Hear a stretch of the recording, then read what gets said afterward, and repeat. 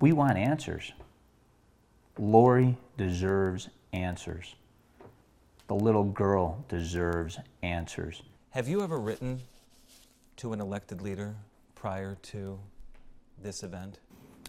I think at one time I may have sent an email to a congressman before, but not to this extent, never. And the email probably was something about that didn't mean a thing to anybody, but no, not. I've never felt so strong about something before. What Bill Cregg experienced on the night of March 14th has changed him. He was first on the scene the night Lori Bresnahan and a 10-year-old girl were abducted from the parking lot at Great Northern Mall. Lori savagely stabbed to death, but not before prosecutors say the suspect in this case turned her minivan into a torture chamber, forcing her to witness a sexual attack on the child. The horrors, investigators believe, were carried out by David Renz, who'd given the slip to the federal probation department by tampering with the GPS tracking device he was forced to wear so he could be free ahead of his child pornography trial. And I'm not naive enough to say that you can't check on everybody 100% of the time. But if the alerts were sent and the probation officers would have done their job, they would have even checked on him at his house. I'm not even saying that night that they could put an electric fence around this man, but they would have seen that that device had been tampered with, that he had been trying to mess with the screws. I mean, it would have been obvious. They found the device with duct tape on it.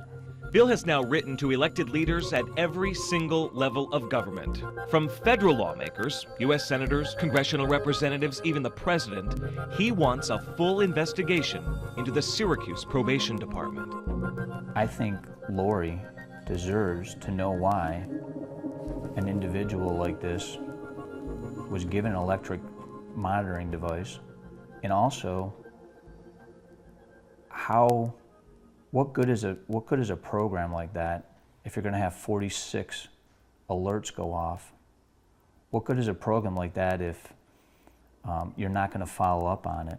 To state lawmakers, including Senator DeFrancisco, Representative Al Sturpey, and others, you write, "The events of that night still leave me empty deep within my soul."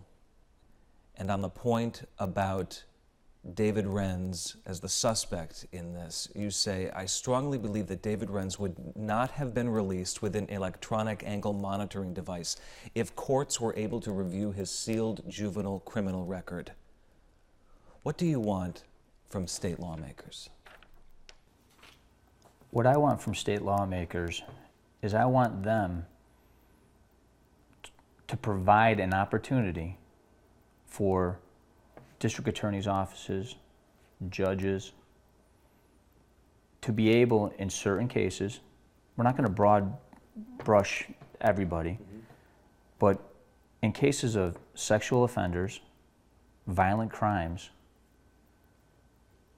they should have the right to call up your family courts where these are sealed and say, does this individual have this type of offense in their background?